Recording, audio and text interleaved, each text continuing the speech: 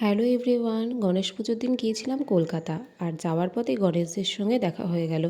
তারপরের দিন সকালবেলায় উঠে পড়েছি এবং তেমন ঘুম থেকে ওঠার তাড়াও ছিল না, যেহেতু আমি নাইট ডিউটি যাব। বেলঘরিয়ায় আমাদের বাড়ির সামনের দেওয়ালটা ঠিক এত সুন্দর করেই ছবি আঁকা ছিল। তারপরে আমাদের বাড়ির এই তুলসী গাছগুলো প্রচুর হয়েছে, বর্ষাকাল তো। তারপর সকাল সকাল মা খাবারও দিয়ে দিল, যেহেতু আমি বেরোবো। ইলিশ মাছের তেল ভাজা, শাপলা এবং ইলিশ মাছের ঝাল। নাইট ডিউটি যাব বলছি এবং এত সকাল বেরিয়েছি। তোমাদেরকে বলে দিই, আমি এখান থেকে প্রথমে দেশের বাড়ি যাব, তারপর ওখান থেকে আবার ডিউটি আসব। যেহেতু আমার নাইট করে মর্নিং আছে, অতটা জার্নি আমি নিতে পারবো না। তারপরে ট্রেনে ওঠার আগেই ঝমঝম করে বৃষ্টিতে প্রায় আমি ভিজে গিয়েছিলাম। ট্রেনে উঠেই প্রথমে এক বোতল জল খেয়ে নিলাম, পুরো বোতলটা অবশ্য খাইনি। তারপরে মা কেটে দিয়েছিল পেয়ারা, সব পেয়ারাগুলোও আমি খেতে পারিনি। আর তার কিছুক্ষণ পরে আরও জোরে বৃষ্টি নামলো।